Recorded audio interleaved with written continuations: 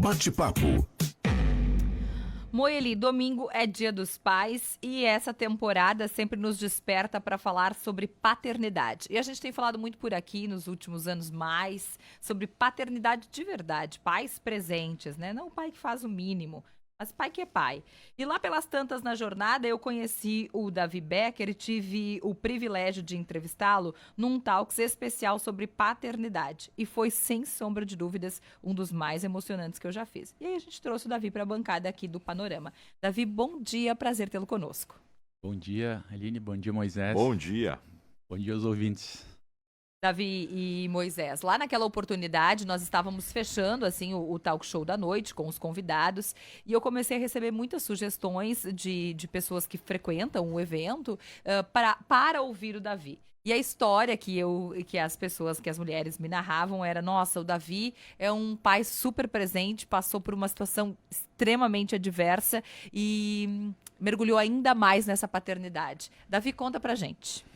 Bom, a gente até se emociona, né? Mas eu sempre falo para todo mundo, eu demorei, acho que eu e a falecida esposa, né? A gente demorou bastante tempo para ter filho, a gente ficou se enrolando, coisa de se programar na vida, de querer ter a faculdade, a pós, do apartamento. Com Então, quantos anos tu foi pai, Davi? 35. 35. É. E já estava junto desde os 19, a gente já namorava, né? Então, desde o momento da gravidez, foi fantástico, né? Eu sempre gostei de criança. Ela também, eu sempre fui professora, então sempre, até hoje, né? Tem uma criança, eu sempre tô o Davi, o tio Davi. E aí, desde o início, né? Que teve a gestação, eu fiquei sabendo que ser pai foi uma alegria, né? E hoje eu sempre falo para todo mundo, hoje com a correria, né? Os casais, eu tenho muitos amigos que, eu não quero ter filhos. Cara, é a melhor coisa que tu pode fazer, mas respeita a tua opinião, né?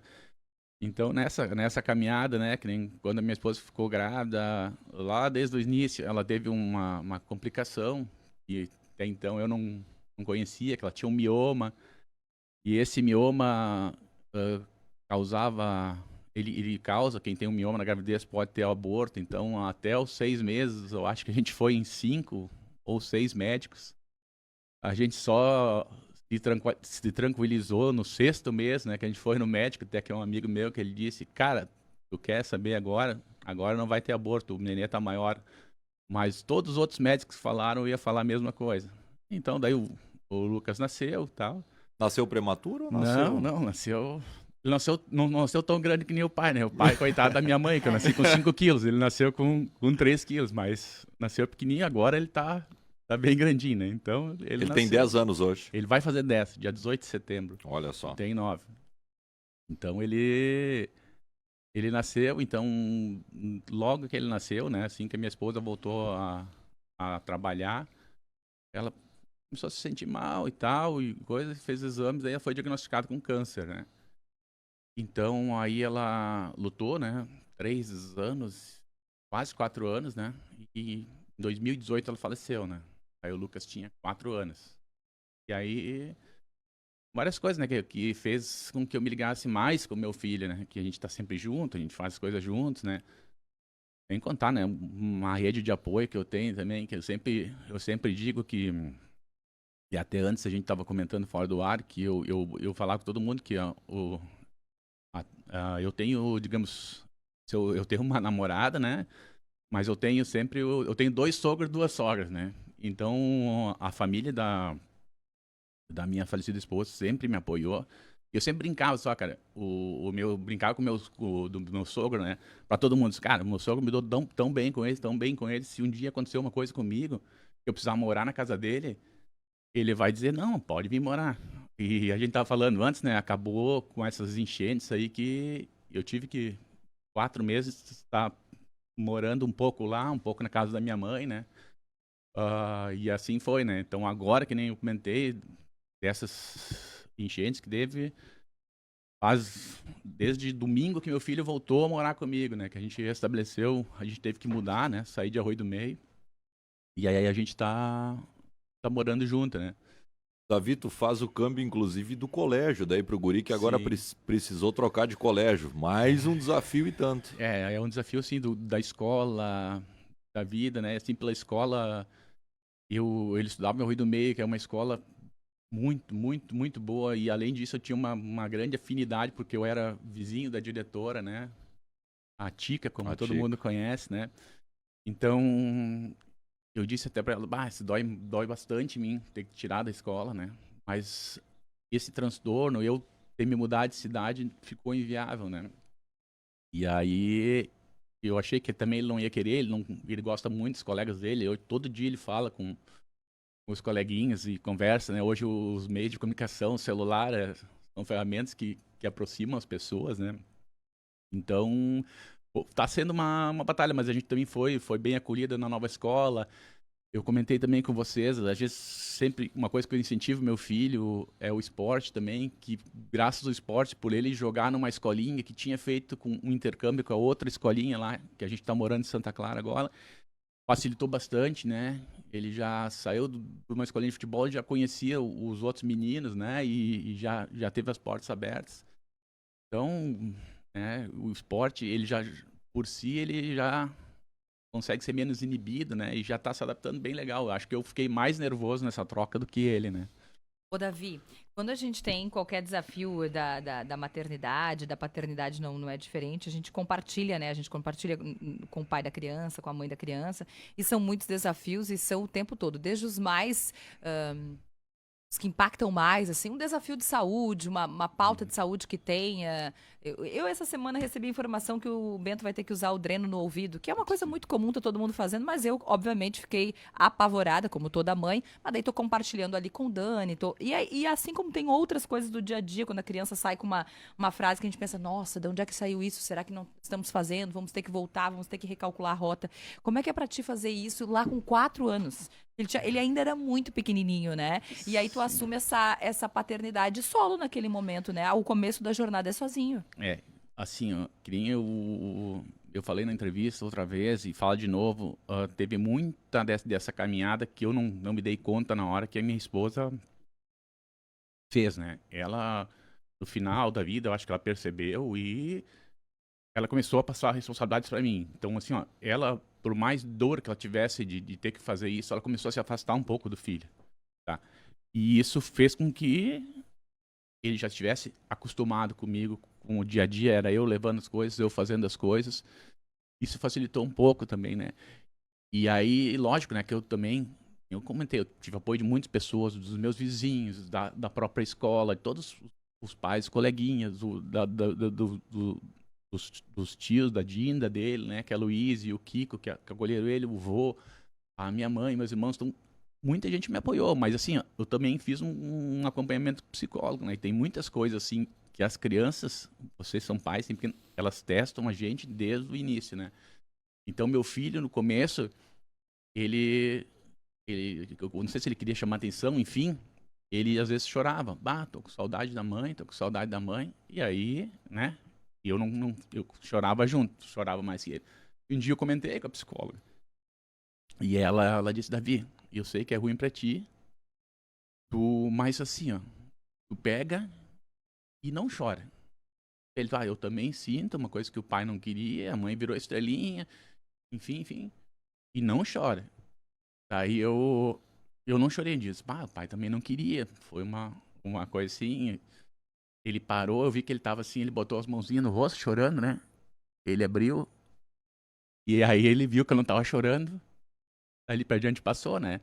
Então, por vezes, ele sente, né? Ele sente a saudade da mãe. Às vezes eu vejo ele que me dói, assim, que os outros estão com a mãe, estão brincando, né? No Dia das Mães, a escola sempre foi, né? Ele levava a Dinda, mas ele se sente, né? Então, daí, quando dá alguns eventos, algumas datas, assim, como pra mim, eu vejo que altera o comportamento dele, né?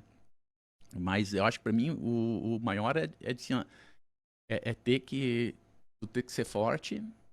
Tu não pode querer ser. Tem coisa assim que eu vou dizer, a mãe, a figura da mãe é insubstituível, né? O cara vai dizer, que o homem vai fazer, que o homem. Eu não tento me comparar, mas eu tento fazer o que eu consigo, né? Porque, assim, uma figura materna é muito, acho que. Não, tenho certeza, muito mais importante do que a figura paterna, sabe? O pai tem que estar junto. Hoje em dia não tem, né? Se tu vai ter um casal que tu não vai dividir, não vai dar certo, né?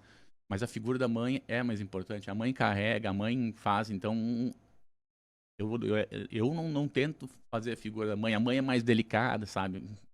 O Lucas às vezes é mais assim, sabe? Joga futebol, às vezes eu tenho que cuidar, assim, tô falando uma coisa, um palavrão, né, que eu não gostaria, eu tenho que dizer, mas, ó pai, tu falou, tá, tu tem que me xingar também, então, é essas coisas, eu tenho que ser quem eu sou e ser o melhor pra ele, eu não posso tentar me comparar de ser os dois, né, então, e eu sempre digo, nunca posso tomar algum mérito, alguma coisa sozinho, né, porque muitas pessoas me ajudaram e me ajudam até hoje, né. Davi, importante fazer esse link e até fazer uma comparação com o assunto que está em voga, que é a Olimpíada. A maioria dos atletas, e daí a gente fala até de atleta de alto rendimento, ele cita psicólogo, ele cita a psicoterapia. Isso ajudou ele muito. Eu quero saber de ti o quanto a psicoterapia, o quanto o tratamento te ajudou a superar um drama, um problema tão grandioso como esse de tu olhar, tem um filho ali de 4 anos e tá contigo, não tem mais mãe. Infelizmente a mãe morreu. Sim, olha, cara, eu vou te dizer que muito, né?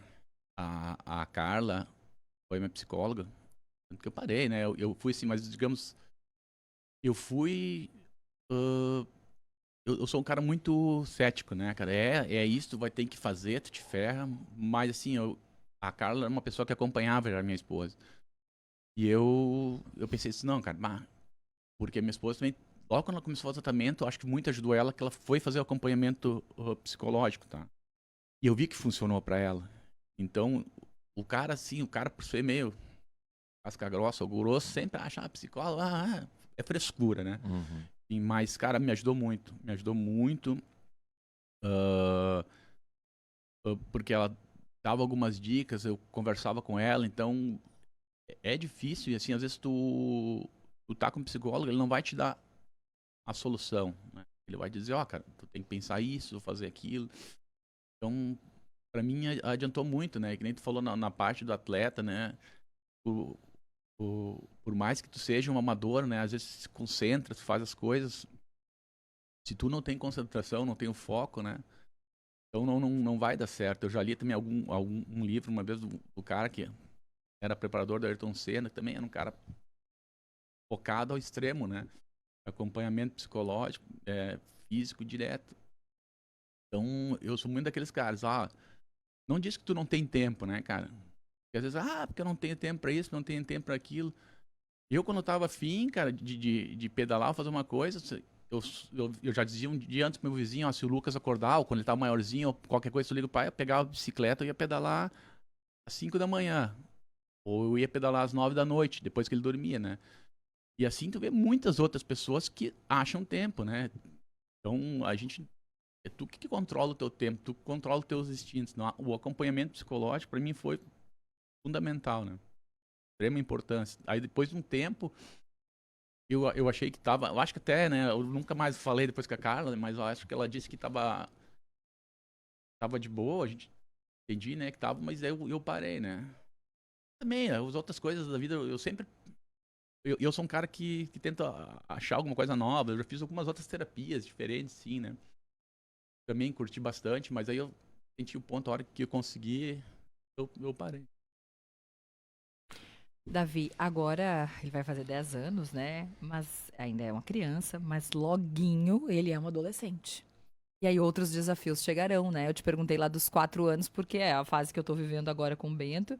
E a gente sabe dos desafios, das demandas que tem um bebê, uma criança, não é mais bebê, que ele mesmo verbaliza, né? Não sou mais bebê, de 4 anos. Mas a adolescência vai chegar e o roteiro vai ter que seguir parecido com esse, né? E a tua fala é muito, muito significativa. Eu não estou ocupando o lugar da mãe, é impossível, né? Mas estou sendo um pai presente. Eu recordo quando ele nasceu no Hospital de Estrela, né? E a cidade Estrela é uma cidade folclórica, né? Tem uns ícones lá, né? Então, como eu conheço muita gente, né? Eu saí do hospital, acho que para pegar um refrigerante, alguma coisa. E eu passei no bar e encontrei uns amigos lá. E aí um do meu conhecido, ele falou assim para mim, Pacheco era o filho dele. Filhos pequenos, eu disse, não, fica aqui com nós, vamos tomar cerveja. Meu filho nasceu, não vou ficar aqui, né? Ele olhou pra mim assim, filhos pequenos, pequenos problemas. Filhos grandes, grandes problemas. Mas é assim, a gente tem várias coisas que hoje a gente fica com medo, que a gente tá na volta, né? E a gente, por trabalhar muito, né? Vocês também têm uma rotina de... A gente acorda cedo, às vezes a gente acaba, né, se dedicando muito ao serviço. A gente tem que continuar sendo presente, tem que acompanhar quando dá, tem que acompanhar. Eu acredito muito no esporte, né? Incentivar, cobrar. Se tu não cobrar, né? Eu não posso querer que a professora faça ele fazer o tema, né? Eu não posso querer, assim, às vezes, que o vô estraga. Cara, eu nunca briguei com meu sogro sempre dava balinha desde pequeno. Cara, ele tá no papel de vô. Quem tem que dizer que não pode sou eu. Eu não vou brigar com o vô. Depois vou dizer, quem tem que pôr limites pro Lucas sou eu. Então é assim, eu tenho que ter essa responsabilidade e eu não posso empurrar pros outros, né? A gente tem medo desde que a gente tem filho, né? Eu conto a história, desde quando minha mulher engravidou, 2 medos que eu tinha, né? Primeiro eu rezava pra ser uma menina, se fosse um guri, pra ele não incomodar tanto que nem eu e meus irmãos incomodamos a minha mãe. Que ali no Moinhos, todas as pessoas do Moinhos que tinham filhas, mulheres, o sonho das mães era que as filhas não casassem com os filhos da Cléria, né? E aí o segundo, eu não dormia porque eu não sabia como pagar a faculdade do meu filho, né? Então não passava a noite em claro. E ele nem tinha nascido ainda, né? Então, essas palavras, eu vi um videozinho, um post do Pianges, que ele diz, cara, faz um enxoval em Miami e o que o teu filho quer é que tu leve ele na garupa. Ele quer as coisas simples, né? Se eu comprasse uma roupa de marca que custava tanto, até hoje, o que meu filho mais curtiu, eu comprei 20 camisetas aí na internet, camiseta de timezinho, que ele gostava de futebol, sempre gostou de futebol. Até hoje ele tem, tá apertadinho nem, mas ele tem guardado lá. Então não é a participação, né? Então assim, ó, ele quer brincar na garupa, ele quer se jogar no barro, ele quer pular na valeta. Ele quer que tu vá junto, né? Então, às vezes tu acha que... Eu penso não me preocupar tanto, né? E curtir mais, né? Tentar mostrar um bom caminho para ele. Mas a preocupação tem, né? Ainda mais que eu sou ansioso, eu sofro, né? A gente pensa hoje em dia como é que tá o mundo, o que vai acontecer, sabe? Às vezes tu pensa, que eu comentei, a gente tinha uma liberdade maior quando era mais novo, né? Eu morava no Moinhos, não é o que é hoje, né? Meu pai deixava eu ir pra escola, eu ia a pé. Hoje, então assim, o futuro, eu quero que ele seja feliz, né? Do jeito que ele quiser, que a gente conseguir, mas eu vou tentar estar presente, né? Só que é difícil, né? Pensar assim, né? Como vai ser, mas... Vamos lá, né? Davi, eu tô te olhando aqui e eu te vejo nesse momento muito forte. Chegou a enchente, tu teve que trocar de endereço. Teu guri teve que trocar de colégio. E daí o ser humano, e daí eu acho que na média, muito mais da metade, o que acontece com a gente? A gente se vitimiza, né? Poxa, mais essa paulada, como é que eu vou superar? Como é que foi, cara? Cara, foi difícil, que nem eu comentava antes também da minha esposa, foi assim que uma vez um colega meu, nós estava falando lá na agência de Canudos, né? E às vezes que nem a Aline comentou, eu trabalhei em Canudos, sério, fiz muitas amizades até hoje lá, me dou bem. E aí o meu colega uma vez chegou pra mim e disse, eu não sei como tu consegue.